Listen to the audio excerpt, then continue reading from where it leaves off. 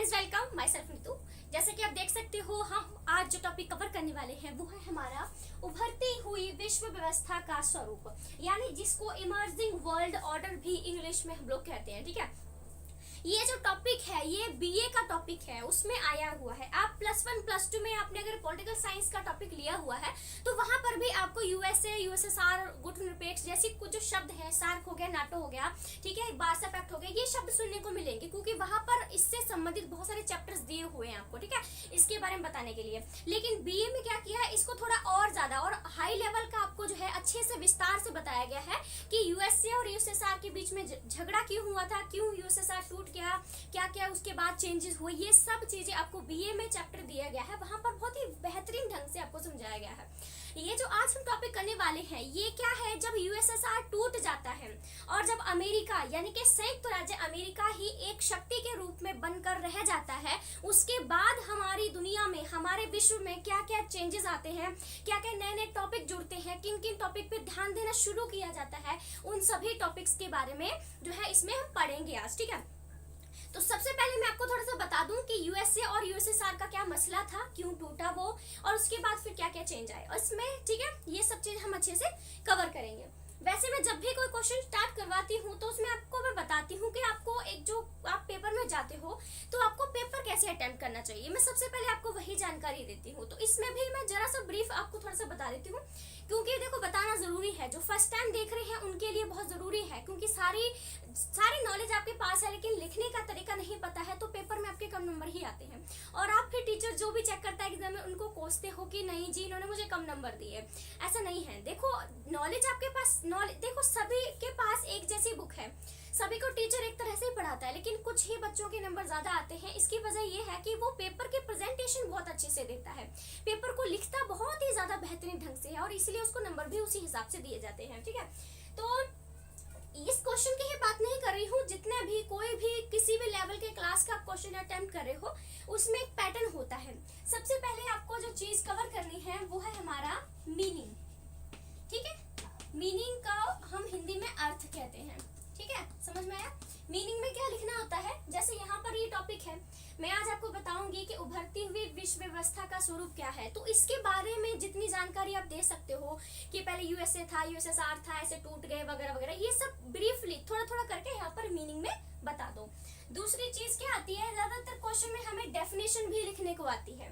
ठीक है, दूसरे जो क्वेश्चन आता है उसमें हमें डेफिनेशन भी लिखने को आती है, जिसको हम हिंदी में परिभाषा कहते हैं। और मैं हमेशा ही कहती हूँ कि आपको कम से कम 2 डेफिनेशन तो लिखे ही आनी है, क्योंकि ये हमारे 2 मार्क्स कैरी करती हैं। ठीक है, आपको पूरे 2 मार्क्स जो है डेफिनेशन के मिलेंगे। लेकिन आज हम जो टॉपिक कवर करने वाले हैं इसमें डेफिनेशन का कोई रोल नहीं है, तो इस क्वेश्चन में हम डेफिनेशन को थोड़ा सा काट देंगे क्योंकि इसमें कोई डेफिनेशन की नहीं दी गई है। तीसरी चीज जो हम करेंगे वो है हमारा फीचर्स। आप इसको फीचर्स भी कह सकते हो और इसको कैरेक्टरिस्टिक्स भी बोल सकते हो, हिंदी होती है इसकी जिसको हम विशेषताएं कहते हैं। ठीक है, और लास्ट में जो मैं हमेशा ही सबको बताती हूँ, याद दिलाती हूँ, मेरी वीडियो को जो भी 2-3 बार देख लेगा ना उसे खुद ही याद रह जाएगा कि लास्ट में उसको कंक्लूजन जरूर ही लिख कर आना है। बच्चे भूल जाते हैं, बिल्कुल दिमाग से उड़ जाता है, या फिर गलती से भूल जाते हैं, या टाइम नहीं रहता है, जो भी गलती हो भाई उसमें एग्जामिनर को कोई फर्क नहीं पड़ता, वो तुम्हारे नंबर पूरे से काट लेगा और इसके तुमको पूरे 2 मार्क्स मिलते हैं। 2 नंबर का कंक्लूजन आप हवा में उड़ा के छोड़ के आ जाओगे और आपके नंबर पक्का पुर्ता से काटे जाएंगे। आप कितने भी क्वेश्चन क्यों ना अटेम्प्ट कर रहे हो, कंक्लूजन नहीं लिख के आए हो, 2 नंबर अपने आप ही काट लो। ठीक है, कोई दिक्कत की बात नहीं है। तो ये एक हमारा क्वेश्चन का पैटर्न है। ठीक है, अब इस क्वेश्चन में डेफिनेशन नहीं है इसलिए मैंने थोड़ा सा क्रॉस लगा दिया है, बल्कि जो भी आपका क्वेश्चन आता है, कोई भी क्वेश्चन आता है, अगर उसमें परिभाषाएं भी लिखने को कहा गया है तो 2 डेफिनेशन तो पक्का ही आपको लिख के आनी है, क्योंकि वो 2 मार्क्स कैरी करती है। उसके बाद आप फीचर्स को, मतलब इस तरह से आपको पेपर अटेम्प्ट करना है। दिमाग में फॉर्मेट बना लो कि मैंने मीनिंग लिख लिया, मैंने डेफिनेशन लिख ली, मैंने फीचर्स लिख लिए, मेरे कंक्लूजन रह गया, तो कम से कम कंक्लूजन के पास टाइम नहीं मिलता है ना, तो कंक्लूजन को कम से कम 3 से 4 लाइंस जो होती है उसमें कंक्लूजन की आप लिख दीजिए, और जो मीनिंग होता है उसमें कम से कम बोलूं तो 6 से 7 लाइनें तो आपको जो मीनिंग होता है वो लिख के ही आनी है। ठीक है, तो मैं आपको सब बता रही हूँ कितने मार्क्स का कितना क्या करना है, कितनी लाइनें लिखनी है, कोई कहीं और जाने की जरूरत नहीं है। क्वेश्चन मैं ही पढ़ी हूँ, मैं आपको पढ़ा रही हूँ, इसका मतलब यह है मैं पढ़ी हूँ, मैंने क्वेश्चन को इसी तरह से बेहतरीन ढंग से ही किया है। ठीक है, एक चीज और मैं आपको बता दूं, अगर यहाँ पर दिख रहा है तो देखिए ये आपका पेपर है, ठीक है, पेपर में पेज है आपका दिख रहा है। तो यहाँ पर आपने सबसे पहले मीनिंग लिखा है, ठीक है, मीनिंग में आप ये ऐसे करके आपने 4-6 लाइनें लिख दी जितनी मैंने बोली है। उसके बाद आपने दूसरे नंबर पर डेफिनेशन को लिखना है, ठीक है, ये पहली डेफिनेशन हो गई, ये दूसरी डेफिनेशन हो गई। और वहीं पर थोड़ा सा ना पेंसिल से क्रॉस ऐसे करके जगह छोड़ लो और यहाँ पर बना दो चित्र। कोई भी टॉपिक कर रहे हो, जैसे आप शराब का टॉपिक ले रहे हो, किसी के सुसाइड का टॉपिक, आपको सोशियोलॉजी में आपने सोशियोलॉजी लिया बीए की, तो क्या होगा यहाँ पर आप इस तरह से सबसे पहले मीनिंग लिखो, फिर डेफिनेशन लिखो और ज्यादा नहीं, थोड़ी सी जगह में कोई पिक्चर बना दो। अगर आप यहाँ पे सुसाइड का कर रहे हो तो यहाँ पर फांसी का फंदा बना के, ऐसे कार्टून से फांसी का फंदा बना के लटका दो, यानी हम सुसाइड की बात कर रहे हैं। तो जब भी आप इस तरह से अपनाने की कोशिश करोगे ना तो बहुत ही सुंदर लगेगा। प्लस आपको जितना भी टाइम लगे ब्लैक पेन से हेडिंग जरूर लिखना। जो हिंदी के स्टूडेंट हैं उनको तो नहीं लगेगा भाई कि उनको इंग्लिश में लिखना चाहिए, लेकिन जो भी हो सके तो कृपया हिंदी के जो स्टूडेंट्स होते हैं, जितनी भी हेडिंग्स होती है ना, उनको इंग्लिश में लिखा करो और ब्लैक पेन यूज किया करो, तो आपको बहुत अच्छे नंबर मिलेंगे, ठीक है। चलो ये सब मैंने बता दिया जो मैं हमेशा बताती हूँ। अब हम बात करते हैं, अब टॉपिक की ओर आते हैं, वो है हमारा उभरती हुई विश्व व्यवस्था के बारे में आप क्या बात कर सकते हैं। देखिए कोई भी मैं जानकारी दे रही हूँ वो फालतू की नहीं है, क्योंकि मैंने खुद जिन चीजों का एक्सपीरियंस किया है मैं आपके साथ वही शेयर कर रही हूँ। तो कृपया कोई ये ना सोचे कि आपको वैसे टॉपिक नहीं पढ़ा रहे हो और अब इधर उधर की ज्यादा ही बता रहे हो, ऐसा कुछ नहीं है। सिर्फ नॉलेज से सब कुछ नहीं होता है, पेपरों में लिखने का एक तरीका लेके जाओगे साथ में तो बहुत ज्यादा ही अच्छे नंबर स्कोर आप आराम से कर सकते हो। अब हम बात करते हैं मीनिंग का। मीनिंग में बताते हैं कि उभरती हुई विश्व व्यवस्था का मीनिंग क्या है।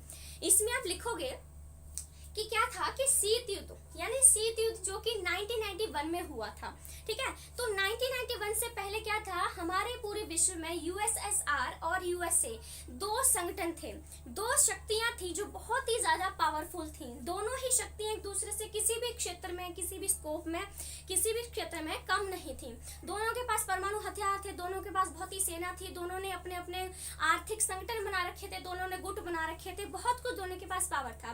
लेकिन अचानक से एक दिन यूएसएसआर जो नामक गुट था, संगठन था, वो टूट गया। उसकी वजह ये थी कि यूएसएसआर में जितने भी देश शामिल थे ना, उनमें आपस में फूट पड़ गई। रीजन कोई भी मुझे ये ढंग से याद नहीं है, लेकिन ऐसे ही करके क्या था कि जो देश थे उनमें आराम से फूट पड़ गई और इसी वजह से यूएसएसआर बिखर कर टूट गया। जब दो संगठन थे, यूएसएसआर टूटकर बिखर गया तो एक रह गया और वो था हमारा संयुक्त राज्य अमेरिका, यानी कि यूएसए, ठीक है। अब क्या था, हमारे पूरे विश्व में पहले दो ध्रुवीय व्यवस्था थी, यानी कि दो संगठन पाए जाते थे। अचानक से एक संगठन टूट गया और हमारा यूएसए जो है एक संगठन रह गया। अब मैं उसके बाद आपको बताने वाली हूँ कि जब हमारा राज्य अमेरिका अकेला रह गया तब हमारे विश्व व्यवस्था में क्या क्या चेंज आए, क्या क्या नई चीजें ऐड हुई, जिनके ऊपर स्टडी किए गए, जिनके ऊपर ध्यान दिया गया। जब दोनों पावर थी तो दोनों ही अपनी अपनी शक्तियों को बढ़ाने में लगे हुए थे। जो बहुत सारी ऐसी चीजें थी जिन पर उनका ध्यान जाना चाहिए था, लेकिन उन्होंने उस पर ध्यान नहीं दिया। अब जब क्या था कि सिर्फ एक ही गुट बचा है तो उसने बहुत सारी चीजें ऐसी आई जिनको बताऊंगी मैं, उन पर ध्यान देना उन्होंने शुरू कर दिया। और यही सब आपको मीनिंग है। मीनिंग में बस आपको बताना है कि दो शक्तियां थी, एक टूट गई। अब उसके बाद हम बताएंगे आपको कि क्या क्या नए टॉपिक है, क्या क्या चीजें हमें इसमें जो है वो फेस करने को मिली है। अब दूसरी चीज जो है, इसमें हमारा जो अर्थ है वो तो कवर हो चुका है। अब क्या है, इसमें हम डेफिनेशन तो है नहीं, तो आज हम डेफिनेशन तो कवर करेंगे नहीं। अब जो हम दूसरी चीज जो है अब कवर करेंगे वो है हमारा फीचर्स, जिसको हम विशेषताएं कहते हैं, ठीक है। तो अब हम जो टॉपिक कवर करेंगे विशेषताएं हैं, और विशेषताओं में मैं उन सब टॉपिक के बारे में बताऊंगी जो कि अब इसमें शामिल किए गए, जिन पर ध्यान दिया गया कि हमारे विश्व में ये भी सारी चीजें हैं जिनको हमें देखना है भाई, ठीक है। तो उन सभी टॉपिक्स के नाम हम यहाँ पर कवर करेंगे।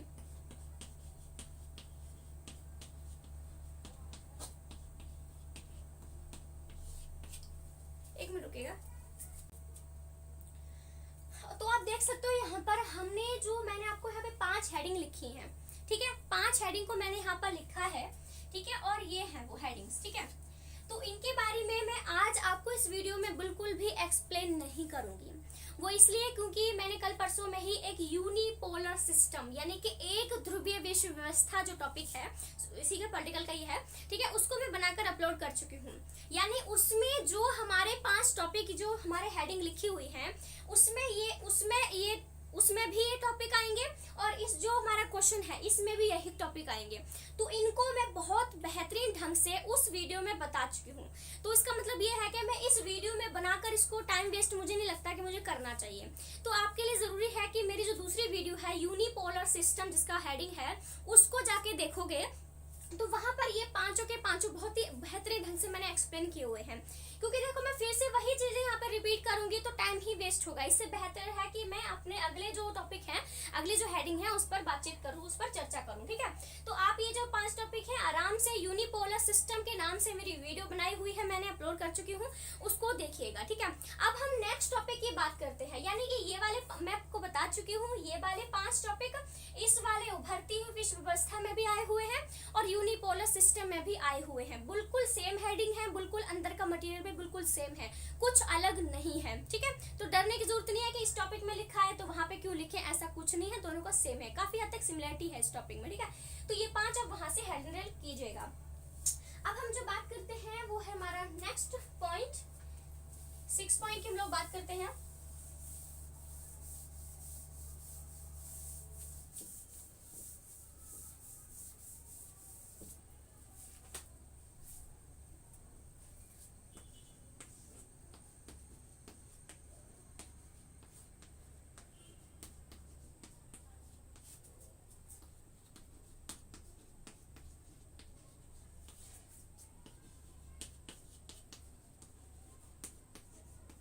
चलिए अब जो नेक्स्ट पॉइंट है हमारा वो है विश्व व्यापार संगठन की स्थापना।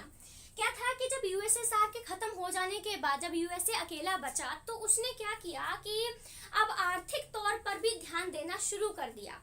और उसने क्या किया, देखो पहले क्या था कि पूरे विश्व का व्यापार को नियमित करने के लिए गेट था, ठीक है। गेट था हमारा पहले GATT, ठीक है, ये गेट था जो कि हमारा पूरे विश्व का व्यापार है उसको नियमित करता था। लेकिन बाद में क्या किया, 1 जनवरी 1995 को, ठीक है, याद रखना कि 1 जन 1995 को क्या किया कि हमारा WTO यानी विश्व व्यापार संगठन जो है उसकी स्थापना की गई। पहले ये काम करता था गेट, जो कि विश्व में व्यापार जितना भी होता था उस सभी को देखभाल जो है काम का देखभाल करने का काम गेट करता था। लेकिन बाद में 1 जनवरी 1995 को WTO यानी कि विश्व व्यापार संगठन की स्थापना कर दी। अब जो हमारा WTO है वही देखने लगा जितने भी व्यापारिक चीजें होती थी, वो विश्व में जितने भी ट्रेड होते थे, जितने भी व्यापार होते थे, वो सब की देखभाल अब हमारा WTO यानी कि विश्व व्यापार संगठन ही हमारा करने लगा।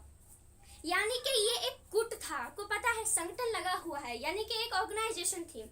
तो इसमें कहा गया कि जो भी विश्व में, पता है आपको बहुत सारे देश हैं, तो इसमें कहा गया कि जो भी देश खुली मंडी, खुला व्यापार, स्वतंत्र व्यापार को सपोर्ट करता है कि हाँ सब खुली मंडी होनी चाहिए, कोई भी कहीं भी अपने व्यापार कर सकता है, ऐसी धारणा रखने वाला जो भी देश है वो गुट जो हमारा जो विश्व व्यापार संगठन है उसमें शामिल हो सकता है।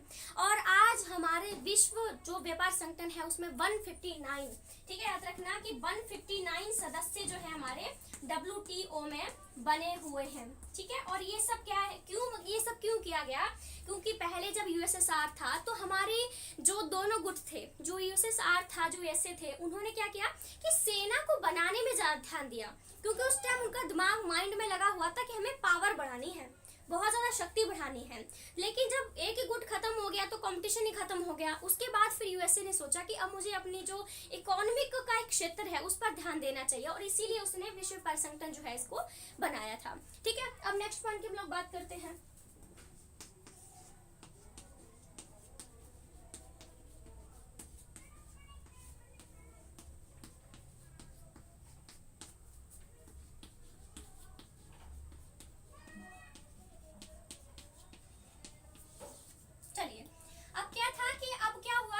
विकसित देश हैं, जिसको विकसित को बोलते हैं डेवलप्ड और डेवलपिंग जो कंट्रीज होती हैं, ठीक है, यानी जो विकसित होते हैं उनको डेवलप्ड कंट्री बोलते हैं और जो विकासशील होते हैं उनको डेवलपिंग कंट्रीज कहते हैं, ठीक है। अब समझ में आ गया।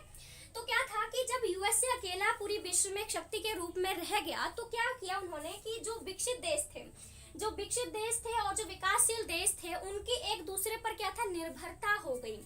उसको बोलते हैं अंतरनिर्भरता। आपको पता है अंतरनिर्भरता क्या होती है?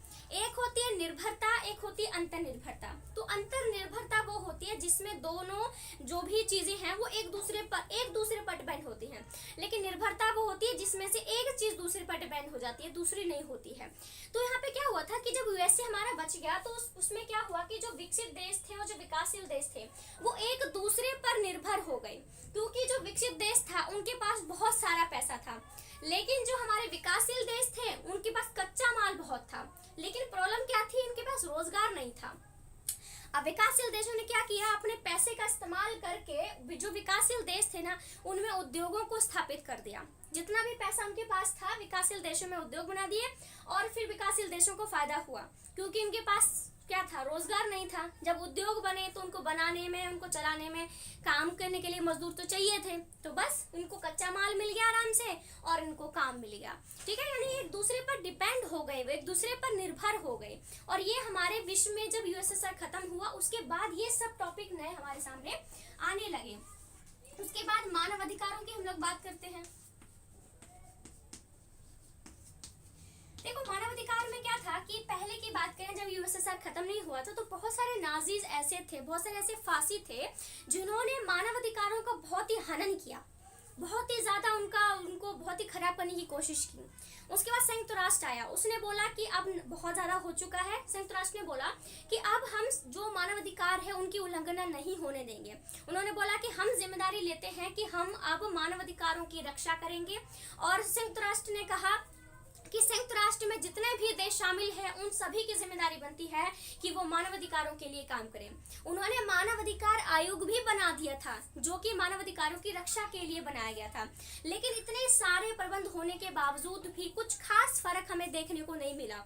इसका एग्जाम्पल ये हुआ था कि दक्षिण अफ्रीका में आपने देखा होगा कि दक्षिण अफ्रीका के बहुत ही प्रसिद्ध नेता थे नेल्सन मंडेला। उन्होंने अपने लोगों के लिए काम शुरू किया था तो उनको उल्टा 28 साल के लिए जेल में डाल दिया। लेकिन उससे उनको जेल में जरूर डाला गया, लेकिन एक नया टॉपिक, एक नया विषय हमारे सामने उभर कर आ गया। सब लोगों का ध्यान गया कि अच्छा मानवाधिकार नाम की भी कोई चीज है जिसके लिए हमें आवाज उठाई जानी चाहिए। आपको पता है कोई भी चीज होती है हम उसमें सक्सेसफुल हो चाहे ना हो, हमें एक्सपीरियंस जरूर होता है। तो वैसे ही इनका हुआ कि मानवाधिकारों के लिए जो उन्होंने कोशिश की थी वो तो पूरी नहीं हुई, लेकिन लोगों का ध्यान जरूर गया कि हाँ हमको इसके साथ खड़े होना चाहिए और हमें इस टॉपिक पर भी बातचीत करनी चाहिए। नेक्स्ट पॉइंट की बात करते हैं, वो है हमारा पर्यावरण। अब पर्यावरण में क्या है, कोई भी देश चाहे छोटा है बड़ा है कैसा भी है, अमीर है गरीब है, विकसित है अविकसित है, सभी को पर्यावरण की तो जो समस्या है वो सामने हमको सबके सामने आती ही आती है।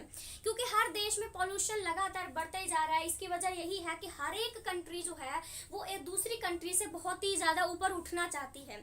अब जितना ऊपर उठना चाहती है उतना ही नए नए जो उद्योग है, नई नई फैक्ट्रियां लगाए जा रहे हैं, उससे पॉल्यूशन कंटिन्यू बढ़ता ही जा रहा है। वायु खराब हो रही है हमारी, इसमें हम सांस ले के बिना नहीं ले सकते।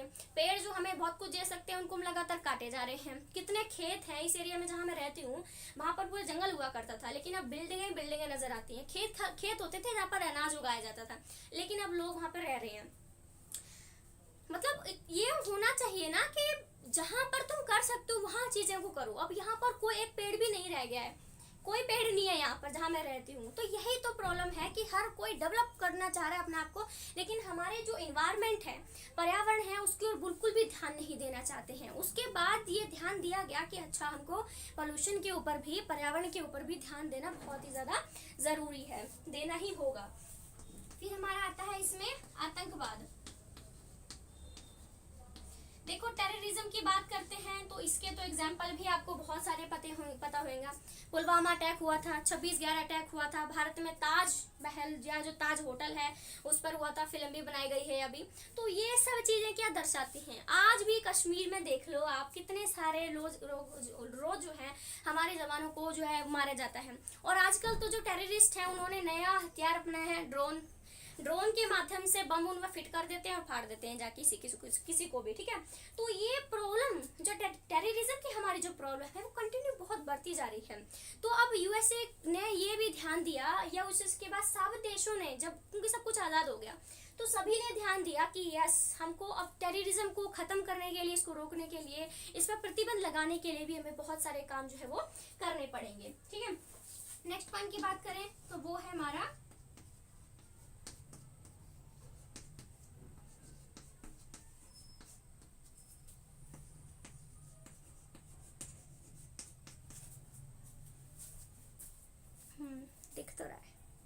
चलिए अब नेक्स्ट जो टॉपिक आया था वो है हमारा बहुध्रुवीय विश्व व्यवस्था। इसमें 3 चीज आई थी। पहले हमारा क्या था, 2 ध्रुवीय विश्व व्यवस्था यानी यूएसएसआर और यूएसए। उसके बाद आया 1 ध्रुवीय विश्व व्यवस्था जिसमें सिर्फ यूएसए ही रह गया। उसके बाद अब हम बात करते हैं बहुध्रुवीय विश्व व्यवस्था। इसका मतलब ये था कि और जो देश स्वतंत्र हुए थे उन्होंने कहा कि अब हमारे देश में क्या है, हमारे पूरी दुनिया में क्या है कि बहुध्रुवीय विश्व व्यवस्था होनी चाहिए। यानी कि कोई भी देश ऐसा ना हो, कोई भी देश ऐसा ना हो जो बहुत ही अमीर हो, बहुत ही पावरफुल हो, और कोई देश ऐसा ना हो बहुत ही गरीब हो, बहुत ही कमजोर हो। ऐसा नहीं होना चाहिए, ऐसा कुछ भी नहीं होना चाहिए। जैसे कि हम बात करें, अमेरिका जब अकेला रह गया तो उसने बहुत सारी चीजों पर अपना पूरी तरह से कंट्रोल कर लिया। जो गरीब देश थे पहले तो उनकी हेल्प की और फिर बाद में उन पर प्रेशर डाला कि देखो हमने हेल्प की है, तुम्हें हमारे कहने पर चलना पड़ेगा। तो अब बाकी सारे जो देश थे उन्होंने कहना शुरू कर दिया कि नहीं अब नहीं चलेगा, अब सभी देश स्वतंत्र होने चाहिए, जो उन्हें करना है जैसे करना है उन्हें करने दो, कोई किसी के ऊपर प्रेशर नहीं देगा। ठीक है, तो ये सब टॉपिक जो आप देख सकते हो, ये सारे विषय भी धीरे धीरे करके हमारी विश्व व्यवस्था जो है उसमें शामिल होते ही चले गए। ठीक है, ये हमारा टॉपिक अब कवर हो चुका है। ये तो मैं जानती हूँ कि अब स्टूडेंट रुकेंगे नहीं, वो चले जाएंगे। ठीक है, लेकिन एंड की बात और सुन लो, कंक्लूजन भी आपको लिखना है। ठीक है, मैं आपको बता चुकी हूँ 2 मार्क्स का कंक्लूजन आपको आता है। अब मैं थोड़ा आपसे अपील कर लूँ कि आपको वीडियो अच्छी लगी है, मटेरियल मेरा पढ़ाने का तरीका अच्छा लगा तो प्लीज़ देखो, बहुत सारे बच्चे ऐसे हैं जो कि वीडियो देख के जाते हैं लेकिन लाइक का बटन दबा के नहीं दबा के जाते हैं। तो भाई आपको अगर पूरी वीडियो एंड तक देखी है तो प्लीज़ लाइक का बटन दबा के जरूर जाइएगा। मैं पॉलिटिकल हो गया, सोशोलॉजी का +1 +2 बीए के जितने भी सेमेस्टर हैं सोशोलॉजी के, हिंदी व्याकरण है, किसी भी कॉम्पिटेटिव एग्जाम की तैयारी कर रहे हो, एमसीक्यू क्वेश्चन चाहिए हिंदी के, टीचिंग एप्टीट्यूड के, जनरल नॉलेज के, सबकी वीडियो बनाकर मैं अपलोड कर चुकी हूँ। मेरी जो प्लेलिस्ट है उसको जाकर आप चेक कर सकते हो। यानी कि अब मैं कह सकती हूँ कि ऑल टाइप ऑफ एजुकेशन आपको मेरे चैनल पे मिल जाएगी। तो मेरे चैनल को सब्सक्राइब भी कर सकते हैं अगर आपको अच्छा लगे तो, वैसे तो मैं कर नहीं सकती।